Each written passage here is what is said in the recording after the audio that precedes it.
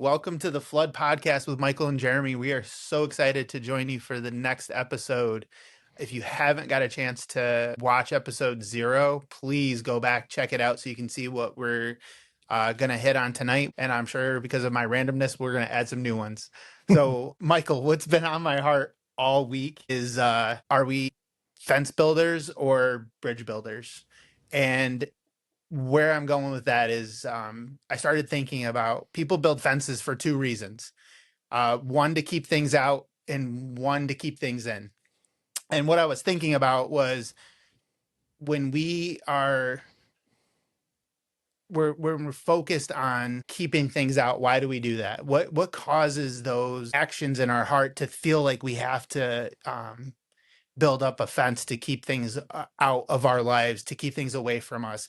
I think sometimes it's for security purposes. I think sometimes it's because, we're protecting something, or, we don't want something on the outside to influence us. And I think that really applies to my life, and I'm sure it applies to yours. I think that we're constantly in this mode of, especially lately, of where I feel like I'm on the defense all the time. And I don't want to be somebody that constantly is building a fence. I feel like it's one of those weird things where we're just building stuff to protect ourselves. And I really got thinking, I'm like, what am I protecting myself from? What are we doing that is causing me to react that way? And on the opposite side, I think sometimes we build a fence to protect what we have, not necessarily to keep the things away from it, but to protect people from what we have inside.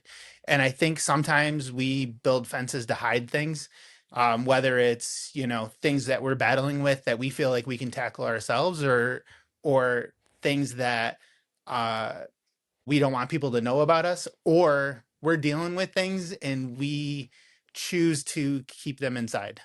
How do we process that? Like, how do you process that when you're going through something and you don't want anybody to know it? But when I'm dealing with issues, I want to be open about it, but I tend to hold them in. Like, how do you process that kind of stuff? Yeah, I think that's all really interesting.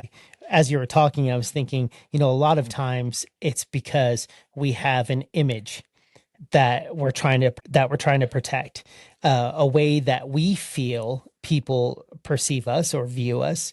And I know in both of our professional lives, we're managers, and as managers, you lead, just like you do in your home. You lead your family. In your work, you lead a staff. There's nothing that can break down the perception of who you are, in my opinion, as much as showing weakness or what's perceived as weakness. So a lot of my fences demonstrate that, hey, I've still got it together. I still have it. And I think that's often why I build fences, is because what benefit is it to let people in to see what I'm struggling with in the moment? I think that can really lead to weakness, but sometimes that weakness that we're trying to protect is really our insecurities. And and what we think might look like a weakness is really just our insecurity. It's interesting when we start the moments that we might take one plank down on our fence. A lot of times what I find is that the people that allows in, or the thoughts that allows in, what I thought I was protecting, I had no reason to protect. Agree. I Yeah. think a lot of times we're self-preservation, which means we're not vulnerable. And that's hard because we're men. And I think a lot of times we want to live a life that's not vulnerable because for whatever reason we've been taught or we've picked up that vulnerable means weak. I think it's the exact opposite. I think when we're vulnerable, it makes us Relatable. open, relatable. I think that's the best way to put it. Yeah. Yeah. Go ahead. Keep going. You were right. You were onto something there, Jeremy. And when you are vulnerable or relatable, then people can do just what the word says, right? Relate to you and recognize that, hey, This person that shows up stoic with obvious fences understands where I'm coming from when I show my vulnerability. And it's actually welcoming in a lot of ways. You're of course always going to always encounter people that are looking for your vulnerability in different ways, but those are not the people to focus on. The people to focus on are the ones that can relate and can help you to further take down your fence. Yeah, I agree. I think that, when you can be vulnerable in life, it really puts you in a position where you can grow. Because I think, when I wrote Own Your Purpose, a lot of the book, the majority of the book I wrote, was one chapter, it was on insecurities. I think that played such a huge role in my life. Whatever the event was, it was funny that you felt powerful in one moment and then completely insecure the other because you thought you were presenting something that nobody else picked up on, and one comment completely can derail how you feel about something. And that's frustrating. It's hard when you look at moments in life that you're so proud of, and then the next moment you're completely insecure about it because you listen to the one voice. I think that's what's dangerous about social media these days. People are out there showing their best moments. They're seeing these best moments, which is only fueling their insecurity because, well, I can't do that. I'm not as good as them. I can never do that. When they didn't see the 2 hours of prep time to get that one shot, that one picture that was the Instagram worthy moment. And which, of course, creates those fences. I think sometimes a fence is Mm-hmm. an offense. People automatically build barriers because they're offended. Uh, and that's hard. And I think there's a lot of things in life that can make you offended, whether it's, an event, it's people, it's, you don't like how the preacher brought the message that Sunday morning, or you don't like how people handle a problem at work. And instead of processing or working through it, you just get offended. And it really robs you of joy. you know Last week we talked about some, different things, and you really took a vulnerable step talking about you and your experience in the journey with your dad.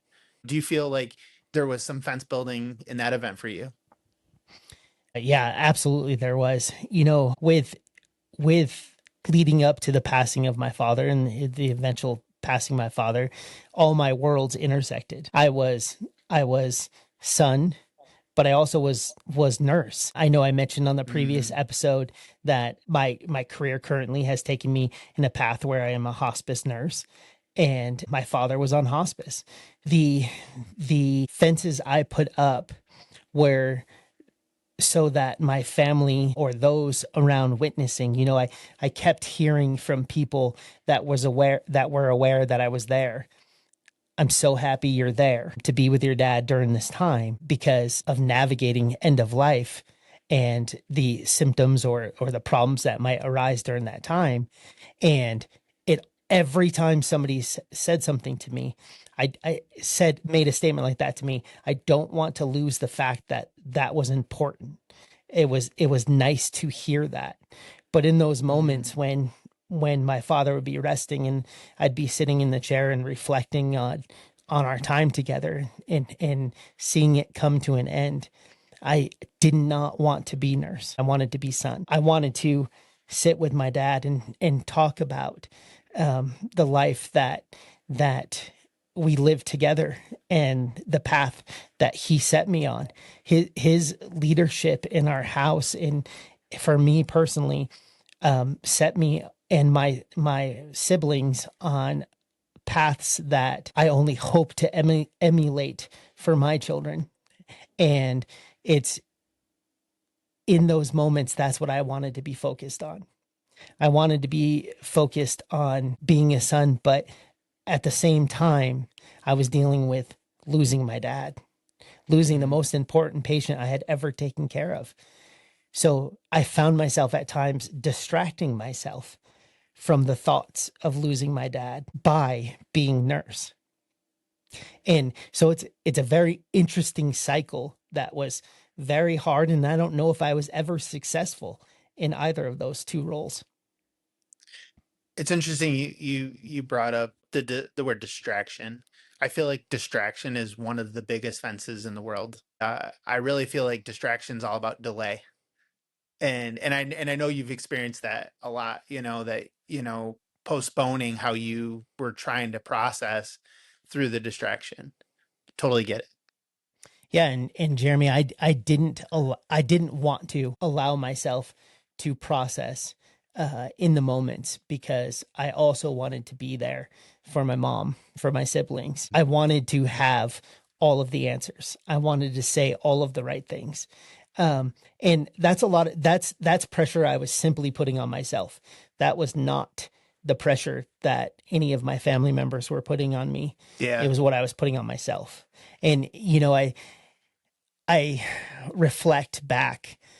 My father, as it was becoming clear that he was going to lose his fight to cancer, he there were moments he did not want me to be nurse. I would Hmm. hold his hand and put a position my hand at a point where I could feel his heart rate so that I knew where we were at in the journey. And he, being Hmm. somebody that was in the medical field for 40 years, knew exactly what I was Yeah. doing. And he would look at me and say, don't you dare. Those things, although I wanted to know the information to help myself, to help prepare my family, um, those things were moments of joy where I'm like, my father's body's giving out on him, but his mind is still there. And he can still be the dad that he always was to me in those moments.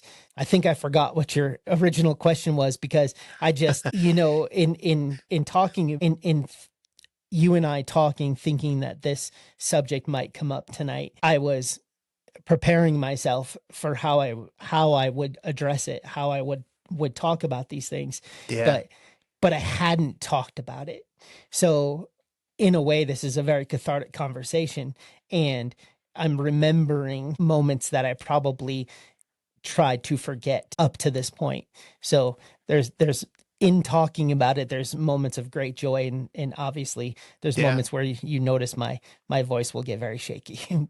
But Well, and I'm glad that we can be vulnerable here, because this is what this podcast is all about. It's us experiencing those vulnerable moments, and just through the journey that I watched you take, and with your father, and it brought me back to a lot of memories I had with my grandfather when he passed. And I remember going to the hospital. He had had a stroke on a trip with my mom and my uncle, and he was halfway across the country in Cincinnati. I remember me and my wife drove all the way there, and he was unresponsive, not talking. I walked into the room. They said this will probably be the last place he's at. And I remember I reached over to the bed and I grabbed his arm and I felt him move a little bit. I said, "You move that leg now." And my wife's like, "He can't even hear you." I'm like, "You watch." So you move that leg now. You're coming home. We got business to take care of. He started to move his leg. The doctor was like, "That is impossible." And I was like, "He's going to recover from the stroke. We're going to move on." He came home with us, and I had like another several years with him. I don't remember how many years exactly without really processing it. But I mhm, remember I told him, "You can't die yet. I still need you. You're my best friend.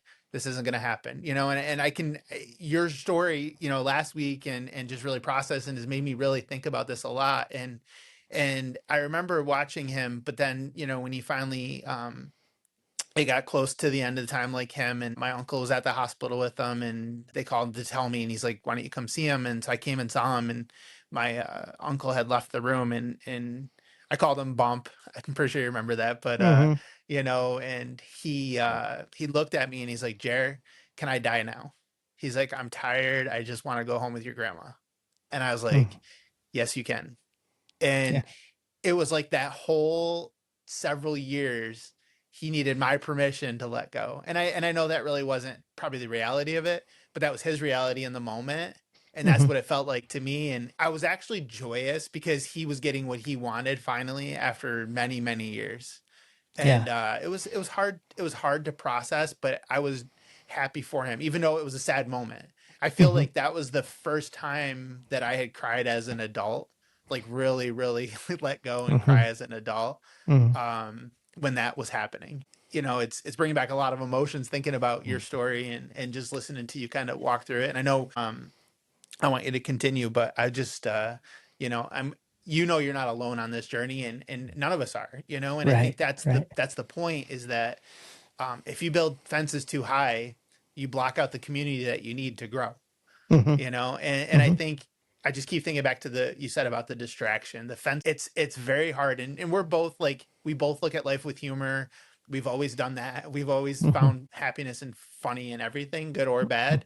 I think as you've processed the distractions, you realized, you know, it's tough because you need to be strong for everybody, Mm-hmm. and you need to be solid for everybody, and that's it's a hard place. It's a hard place to be in because it carries a lot of weight, Yeah. you know, Yeah. the weight of the weight. I know we put that in one of the posts over the last couple of weeks. And so continue, like what else would you say, would you feel, you know, maybe whether it was a fence to protect people or to protect yourself from how you felt, or um you know, maybe just to keep people away because you did not want to expose how you were feeling. One of the things that I did, and as I tell my story to people, I say I used to call it a mistake. But one of the things that I did when I returned from New York back to my home here is I went straight back to work. I went immediately back to work. And at the time, I went back to work because, hey, this is what I did for a living. And I was telling myself, you should be just fine. Your father was a man of great faith. You know Mm-hmm. exactly where he went. You know, leading up to my father's passing, it was the night before. And I I was sitting beside his bed, and he lifted his arms up.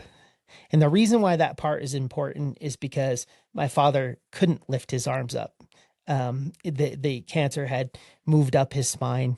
He had some Mm. shoulder injuries. He was having difficulty moving his arms, and he lifted his arms straight up, and he said, "Oh, Jesus, Jesus, Jesus."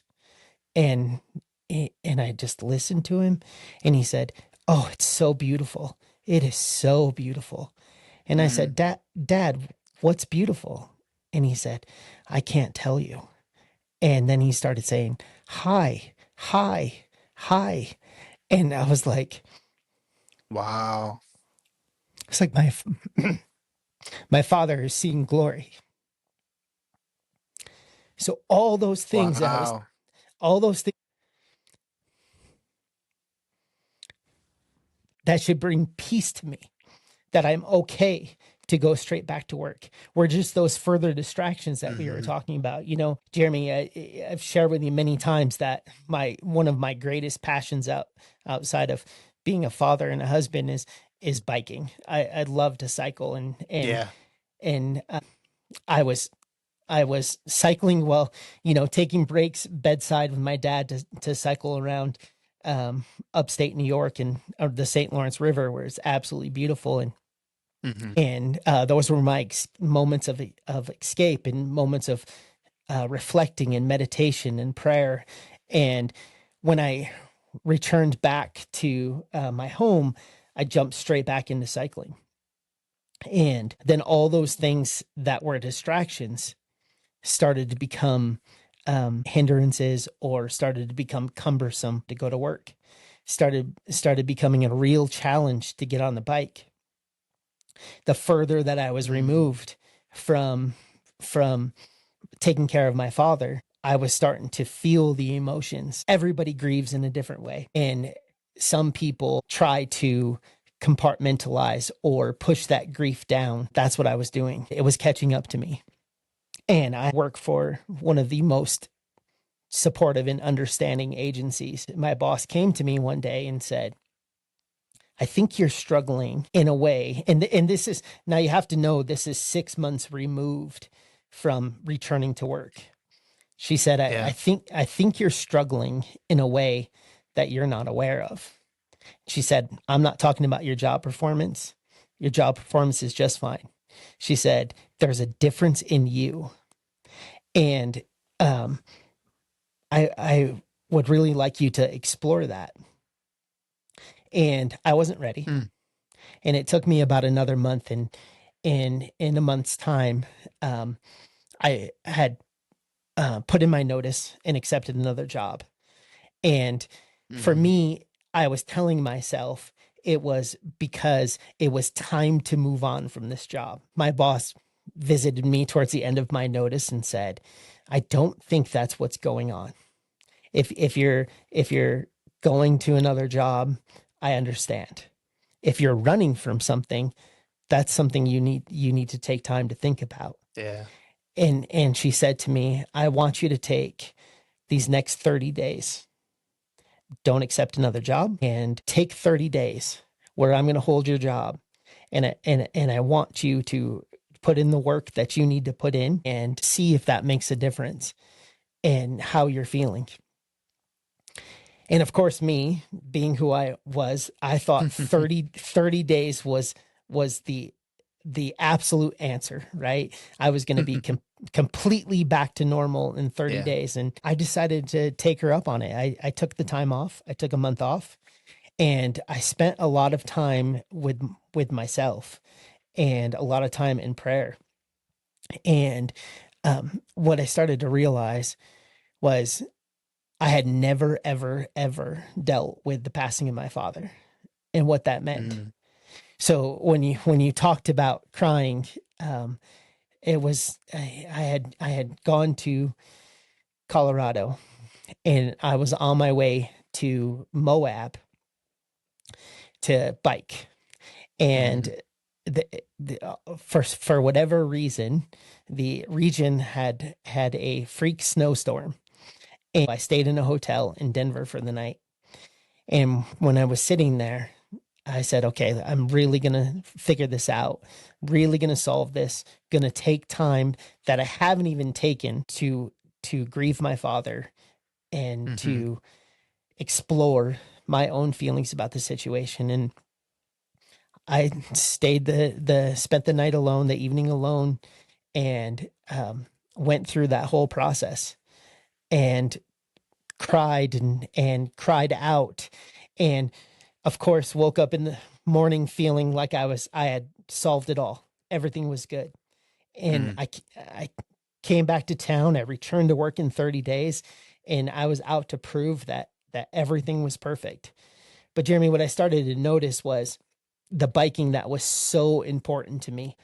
Suddenly I was going from cycling about 500 miles a month to cycling 10, 15, to Mhm. some months not doing it at all. I was very joyous at work. I would come home and my battery would be spent. So I wasn't showing up at home as the husband and father that I needed to be. And it was only very recent um, that I really started healing, and that healing doesn't look any different than anything I tried before.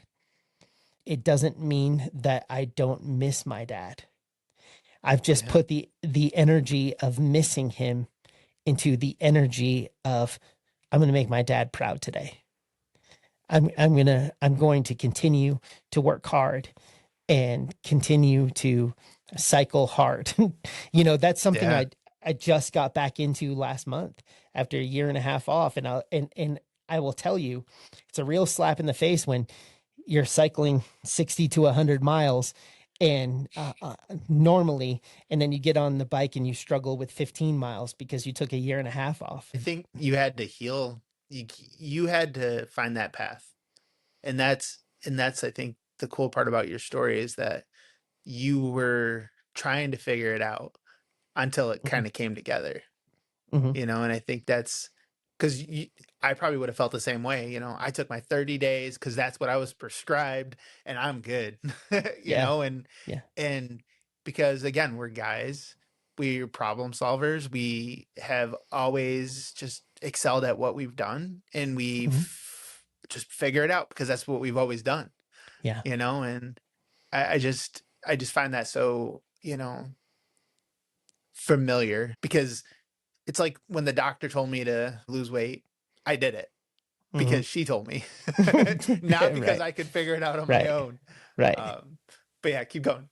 Well, and and Jeremy, that's a really good point because I give my boss a lot of credit.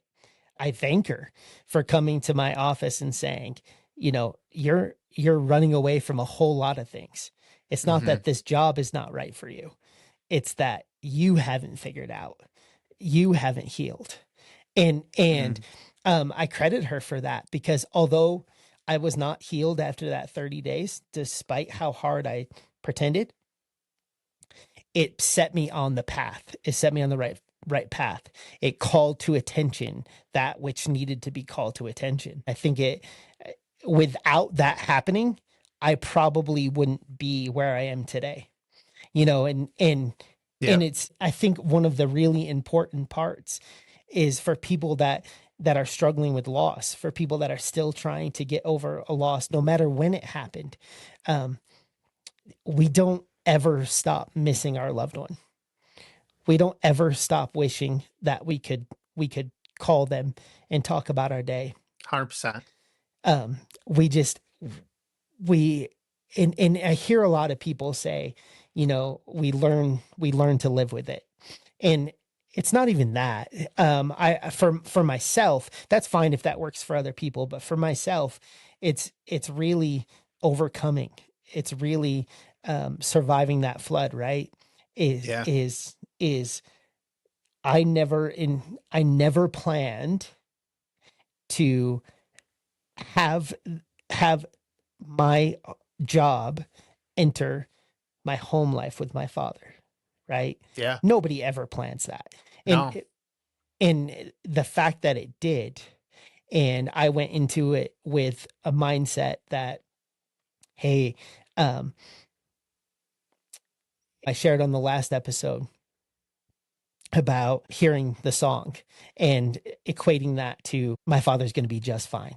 Because in my mind, Hmm. I needed him to be just fine. So it skewed a lot of my thought process in the beginning. I can see where that pattern followed through with my healing, where I Hmm. needed to be fine. So, hey, I was fine without ever taking the time to stop and address it. You know, one of the funny parts to come out of it is at my father's funeral, I gave the eulogy. You mentioned earlier that you and I find the funny in everything. And fortunately or unfortunately for the situation, I still was that person at the funeral. And Yeah. I made a joke at the funeral where I said, Dad, why did you have to go and die before I got a fresh cut? Because I always kept my hair very short. And my dad, if my dad's hair ever touched his ear, it was an emergency. He had to go get it cut. And Yep. you know, I followed suit. And so since that day, since I made that comment, self-care was very neglected after his funeral, right? And not really Hmm. taking care of myself. I'm lost. But I started equating that comment to my actual hair. Mm. And when my father passed, I was training for a gravel race, which I will never be competitive in, but just to finish. Yep. And I wasn't able to compete in that race because I was taking care of my dad. So Yep. this year in June, I'm competing in it. June, the first weekend in June. And the significance of this whole story is that I never cut my hair. So since that day, making that statement, I have not cut my hair. If I took my hat down, um, or took my hat off, you would see my hair fall down past my shoulders. But I've made it now a mission that I will compete in that race and then I will cut my hair. That's And awesome. you know, I've talked to some people at work and I've made jokes about, you know, it's so silly. Why don't I just go cut my hair? Why would a comment like that matter? And they've helped me see why making an offhand comment like that at the funeral can result in my hair now being down past my shoulders. The things that we do in grief or the things that we do while we're battling grief might not make Well, sense to us. no, I was gonna say, I really like that story with the haircut. I kind of look at my tattoos the same way. And it's strange because every tattoo I've had has been the start or the end of a significant part of my life. Hmm. And even when I got reconnected in my faith and really committed to God, one of my whole forearm tattoos was a "I'm lost but now I'm found" tattoo. And Hmm. it's a compass and an anchor and a whole map. It was so significant to me. I can remember just even getting emotional getting it because I'm like, God, I'm in. Like I'm committed to this. Hmm. That mark a journey. And I think you getting your haircut on in June even shows part of the healing journey that you've committed to. And I think Hmm. that's pretty powerful, man. I think it's going to be Yeah. a bigger day than you probably even are prepared for. So I think you just gave a ton of really great life examples of building fences. And I think you showed and honestly demonstrated in your story where you did them for protection, you did them for distraction, you did them for other people because if people can't see your laundry and can't see your dirty windows, it just a metaphor, but they can't see your dirty windows, then you're okay. Hmm. And it's interesting because we tend to do that a lot. I think one of the other things is that, we can build fences, but I think if we start getting better at building bridges, I think it really does make a big impact for us. I was thinking about this whole, like I said, this whole week I've been thinking about the fences and the bridges. And when we build a bridge, that is a gateway to us, and it's a gateway to others. I think I'm sure that's, you even kind of hinted at the bridge building there. But how do you think, you know, I mean, you kind of even talked about this, but I think you building the bridges, I think, was one way that you extended the strength for your family. How do you think that's kind of um, been worked out over the last year? Like, how do you feel like that's been in that dynamic? Like, as far as building that bridge for your family. Yeah, I think a lot of times when families lose their patriarch, you can unfortunately see the dissolving of the family unit, right? Mm-hmm. And the day after my father passed, I talked with my family, and my family had the same thought that I had. That is absolutely not going to happen with us. Mm-hmm. We're going to stay a family unit. When you're dealing with the loss of somebody that's important, everybody has their own grief, their own feelings. It's very Mm-hmm. important to give each individual the space to grieve the way that they need to grieve. We might not agree with the way that our family member is grieving. Mm-hmm. It's important within safety parameters, right? That we allow them to grieve the way that they feel like they need to. And when they're ready and they've gotten farther and far enough in their healing journey, then you can start to relate to their journey. It might not have been the same, but it Yeah. certainly had the same motivation or the same start to it. One of the important things was, I'm very close to my sibling. I keep saying siblings, but I have two sisters. I'm I'm Yep. I'm I'm very close to my very close to my two sisters. Yep. And one of the things that we did was really give each other permission to feel the way that each of us was feeling. It's very easy to get so caught up in your own emotion that when someone mentions their emotions or someone acts a way that you don't agree with in a situation, it's very easy to get anger or to feel anger or upset. But we gave each other permission to feel all of the feelings, and we really leaned on each other significantly. Now, Mhm. my leaning on came much later because I had those fences built. The bridge didn't come until much later. And I think I caught my sister by surprise the first time that I built the bridge. Hmm. And the first time that I really let out emotion and let her know how I was feeling and the things that I was dealing with, sometimes those bridges that you build are not to family, not to loved ones, but to professionals. Yep. And we grew up. I tease my mom all the time for her old style of beliefs, because there are um those beliefs that she formerly had. I need to clarify that. There are we grew up in a time, Jeremy, where the church really didn't view mental health as No. something that was important. We it was kind of handled like, ignore it, it'll go away, or that's just the devil attacking you, right? Yeah. You got sin to deal with. You deal with it. Yes, exactly. Yeah. Exactly. And as you and I have grown and Yeah. grown in our faith, we recognize that that's, at least for me, I'm not going to speak for you, but for me, I recognize that's entirely untrue for the most part. That there is true need for counseling at times, and there is Yeah. true need to reaching out to those professionals that are trained in those fields. And I absolutely did that. I absolutely built a bridge to somebody that was trained to deal with grief. And a lot of things that they said to me were things that were being said to me by other people. I just took it differently from someone outside of my immediate circle. So when they gave me permission to feel the grief and to discuss the grief, and they gave me tools to deal with it and process it, it hit differently than when a loved one or someone in my close circle gave gave me that same advice.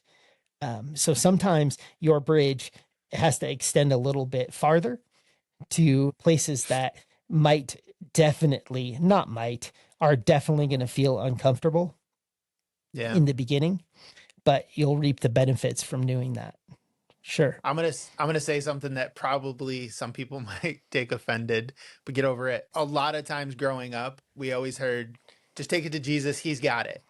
I agree with that 100%. But I also agree sometimes you need pills. Sometimes you need a counselor. Sometimes you need a professional help. Sometimes you need a circle of 5 people to process it differently, because Jesus is enough, but at the moment you're in, he's not going to seem like that sometimes, and I think that all could lead right back to Jesus. It doesn't mean you don't have faith in him, doesn't mean you believe in it, but at this position and state you're in, I think sometimes you need all of that.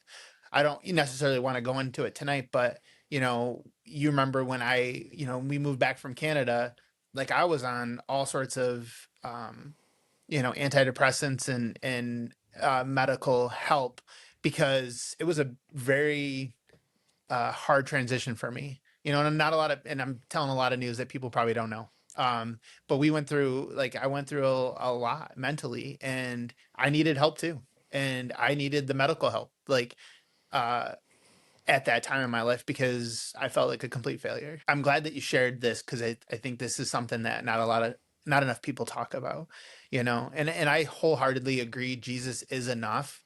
But if what state of life you're in, that might not be the reality that you're in. You might have to seek additional help until you can process the part you have to process. And that's part of how we grew up, unfortunately and fortunately. I think we were built for the time that we were growing up. I was telling my kids, like, we saw VHS and DVDs and laser discs and CDs and cassette Mhm. tapes and 8 tracks, and they're like, what is an 8 track? I was like, don't worry about it. But we've seen all of the technology, and they only know digital, really, and they only seen the digital side of that space. I think it's good that the church as a whole has really become more welcoming to the fact that sometimes you need additional help. Mhm. And I really think it goes to the current state of your walk. When if you're in a position where you constantly seek Jesus, and you're constantly seeking him on your face, having that conversation with Jesus every day, then it does change things. But I don't think a lot of people are at that point in their life. I think that's one of the goals, I think, of this podcast, is to show everybody that reality is that not everybody's at the same position. Not everybody is enjoying the same walk. I know I'm 100 miles away, at minimum, where I want to tiptoe to, perspective wise. But if you think about the journey that I've been on, it's huge. Mhm. And I'm sure that, maybe you can touch on this, but I'm sure there's days that it all comes back full swing. With what you went through with your dad and the family, and just like flashbacks, or and just whether it's emotions or just memories. Like every once in a while, I still catch myself saying, "Hey, I'm gonna go call Bump," Mhm. Mhm. and Yeah. it's really weird, right? Mhm. It's been years, but it's like, but you still have those moments, and that's Yeah. cool. Like I'm Yeah. glad, because it's still like he's still a part of my life, in memory and Yes. in motion, because I am a lot of who I am. His prayers got me to where I am today. 100%. When I was chasing myself, Mhm. and chasing everything I wanted but God, just being Mhm. honest. Mhm. you know, Yeah. Yeah. um, but I know that I can still feel those prayers. Like, we're building a foundation for our children on the prayers of the past people behind us. And Yeah. I know your dad was a warrior, man. Your dad Mhm. was a warrior. Mhm. Mhm. There's you make a couple of great points. There's no doubt I sit in this chair today because of the prayers of my father. Absolutely no Absolutely. doubt. And there's absolutely no doubt that the some days it still comes back. And it's really important on those days that it comes back, you allow it to. There will come a time where there are tears when those memories come back, but those tears tell a completely different story than they did a year ago. A year Yes. ago, the tears told the story of, man, I miss my dad. Man, why did this have to happen? God, why? Now they tell the story of, wow, thank you, Lord, for blessing me with the father that I had that prepared me to carry on for the days that he wouldn't be here. Yeah. That's There's powerful, man.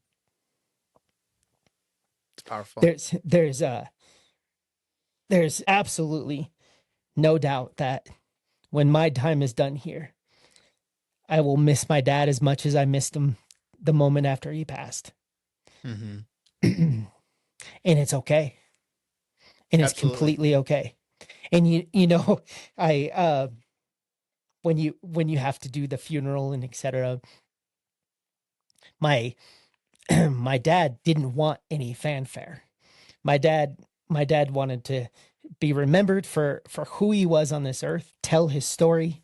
He, when I mentioned the last time that he wanted his story to reach as many people as it could, and that's what he wanted. He didn't want fanfare.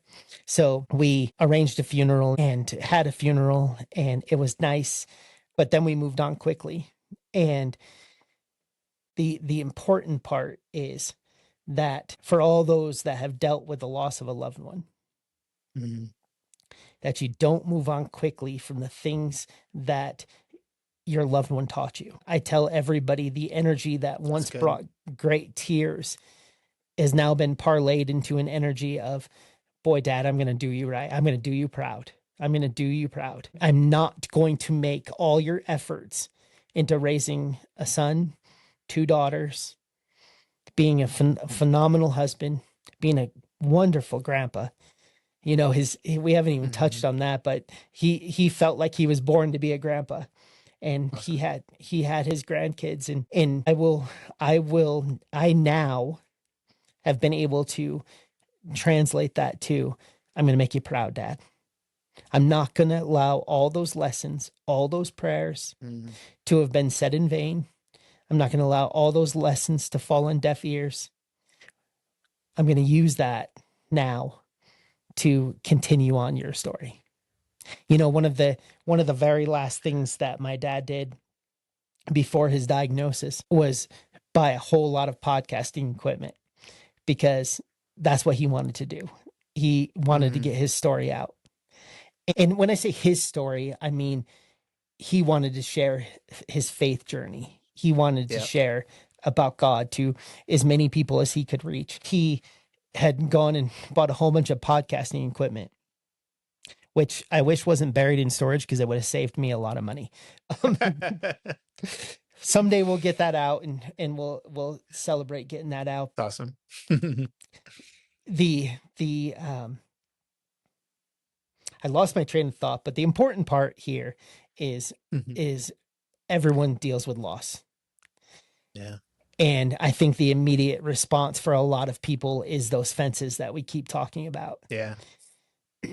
And if you are going to build a fence, make it temporary, make it very, very Yeah. temporary.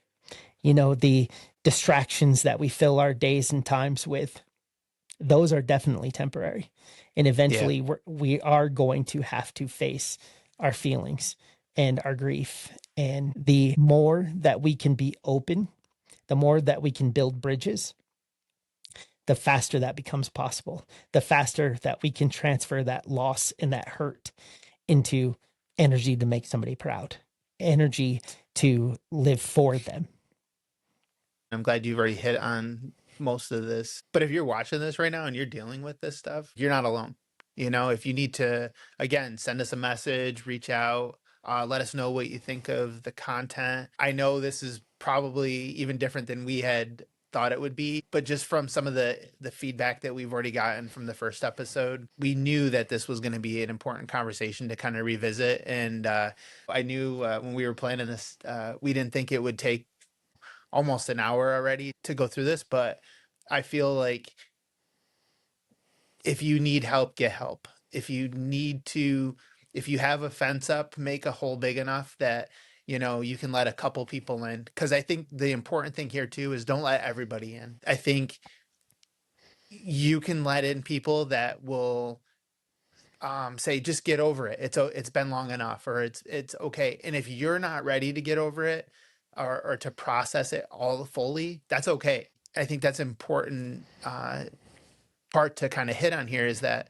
not everybody is, Michael said this, not everybody processes the same way. Him and his sisters, they all handled it a little differently. I think that is something that's key to note, that not every person you let in your space will handle it the same way either. And you don't need a group of people that are just going to be your yes men or your agreeables. But you do need people that are going to let you get upset, and let you get mad, and let you cry, and let you get angry, and let you process out loud, and let you process quietly.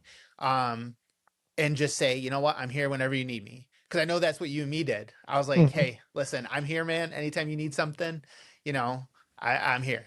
And Yeah. and I was okay to leave it there, because a little bit of my journey, but it wasn't, it's not the same. It's different. And I know every family dynamic is different.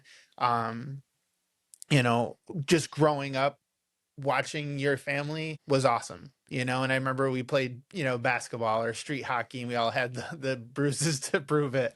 Um, uh, it was fun to spend time with your dad. And I can just remember, just different things growing up that we'd learned from him, or him taking us out to go sledding, or, just experiencing all those things, just like, I had with my grandfather. It was Mm-hmm. those things that you'll always remember, and it was special. I know how much he loved Jesus. There was no doubt. And that is something that's so special here. And again, we said this last time, if you don't know God, that's okay. Because we're going to keep talking about him. We're going to keep introducing him in different ways to show you that it's not some rigid suit tie wearing religion thing. It's a relationship thing that you can experience one on one when you get to have a talk with him. Mm-hmm. So I wrote down just a couple more things that I wanted to ask you, and to see what you thought. But you know, in our relationship with God, do you feel like it's fundamental to who you are, or do you think it's supplemental to who you are? Hmm. That's, probably both, depending on what point in my Yeah. life you ask me, right? Now and heretofore, fundamental. Yeah. Um, Absolutely has to be fundamental. I think those growth periods, as I like to call them, that you discussed with your about yourself earlier when you were turning to everything but God. I certainly went through that. And Yeah. in those times, I was convincing myself that, hey, I still got God. I pray to him every night. You know, the Yep. prayers might have looked like, Lord, help me to make it home tonight, right? And which in saying that, I'm saying, hey, I relate to you. I don't ever want to put on an air that I'm better than, that I didn't struggle the same way that every single person struggled. But I like to think that my struggle, and I know that you've talked about this, Jeremy, my struggle and me telling the story of my struggle is to hopefully help someone not have to struggle the same way that I did. You know, Yes. Their time of struggle is a little shorter than ours. yes, yes. But to firmly answer your question, at this point in my life, it's fundamental, and it can't be any other way. Yeah, I think, I feel the same way. I think right now it's a fundamental building block. Like it's constantly building that platform that like my relationship is built on. But I do the supplemental thing. I think every once in a while will come out when Mhm. everything's going good. When everything's going good, once in a while, like it kind of slips a little bit, and you're like, wait a minute, like what am I doing? Because it's not a supplemental, it's not a Sunday thing. I tell people this all the time. I went from church being transactional my whole life to now it's literally a top off station. I don't pull in the gas station like by pushing my car to the pump and filling up anymore. I'm just getting that quick top off and then taking off because I'm spending time with him all week long. And I think you might be listening to this right now and it might be a Sunday thing for you. It might be just that routine experience that you give yourself to check a box. And I just want to challenge you that if you're listening to this, and whether you're dealing with trauma, a loss, just life is not how you expected it to be. You're not alone. We've all gone through it, but I challenge you to just seek him out. You will be shocked with a commitment. You're like, hey, God, show up. I need you. And it will really, really start to change your life. What I hear from most people is like, oh, I don't hear anything from God. I don't hear anything from God. God never talks to me. God never shows me anything. Okay, well, you haven't opened a Bible in forever.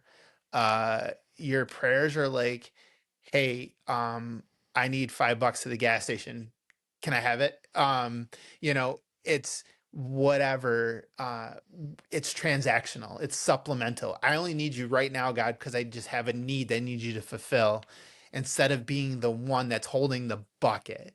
Like I don't want to be the guy that's just getting a full tank of gas every time I need to. I just want to live in that moment where I'm constantly just getting a little bit more and a little bit more and a little bit more because it changes everything. What else you got, Michael? What else we got to unleash? Because listen, I know if you're still with us, this is heavy. This was a heavy episode. I think it's kind of weird that it's our second episode that's this heavy, but here's the thing.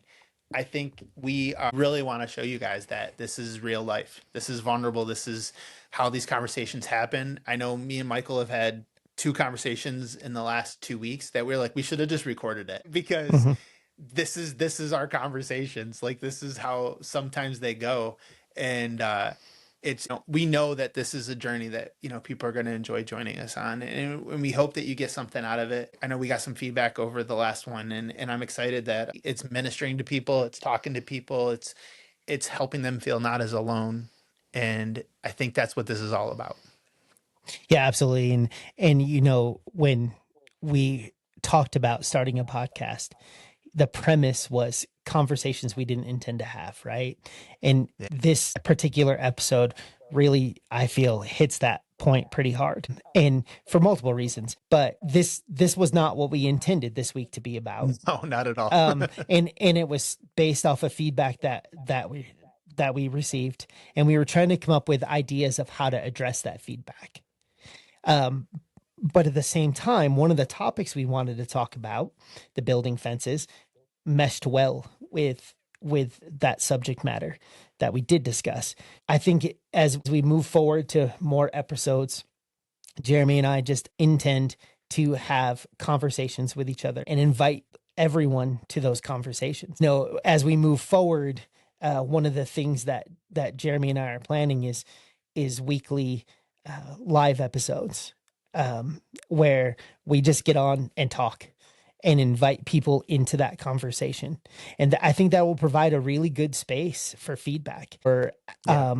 for questions that um, we can address, with the understanding, of course, and we'll continue to drive this home, that we're just two guys figuring this out. We're Yeah. not going to have all the answers, but we can certainly help you get to an answer that you feel comfortable with, or certainly point you in a direction where you can continue to pursue that answer. And I'm really excited, Jeremy, about the things that are to come and the topics that will present themselves as we talk throughout the week to each other. And it might reach a point where you and I just have to walk around with microphones and headsets on as we go Yes. about our days. So I uh, I know for sure we're gonna have an episode that we're both just driving, and you're gonna like watch where we're driving to, and we're just gonna have a conversation. That's what this was intended for. I know it's not coincidental how things just come together. I feel like it's just a myth. Coincidental, in my opinion, just is not real. It doesn't happen. It always tends to just work out the way it's supposed to. And I know again this is going to be emotional for some people to watch, and but we look forward to hearing from anybody, and if you have any feedback. And like I said, we're going to hop on a live here randomly, unplanned, and eventually maybe it will be planned, so we'll see how that goes. But we definitely look forward to talking to you guys again on the next episode. So with that, Michael, you want to close this out? um, we, you know, just to not to belabor a point, but just to hit it one more time. If you are struggling, if you are dealing with loss, you're not alone. You're not alone. And the best thing you can do is find your people. Mhm. You know, and I don't want to start talking about it again, but I do just want to make one more point. When my fences were up, people didn't know how to approach me.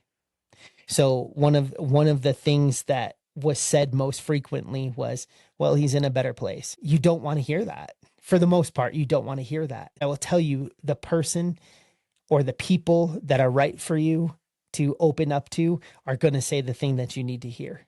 And I often made the joke to my sisters that if one more person tells me he's in a better place, I'm going to say, how do you know?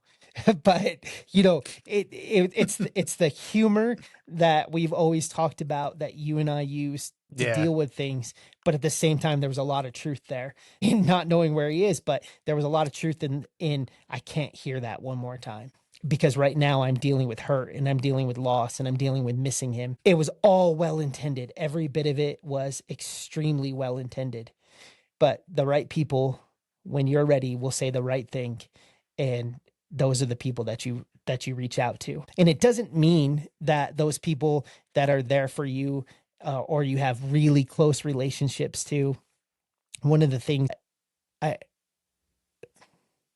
yeah, I won't bring that up on this episode. It'll be another, because it would extend it a little bit more. But um, those people will be the right people. And in the meantime, please feel free to reach out to Jeremy and I. We have messaging on all of the platforms. And if you have identified that we potentially could help you in any other way, we are here. And yeah, we'll see you on the next episode.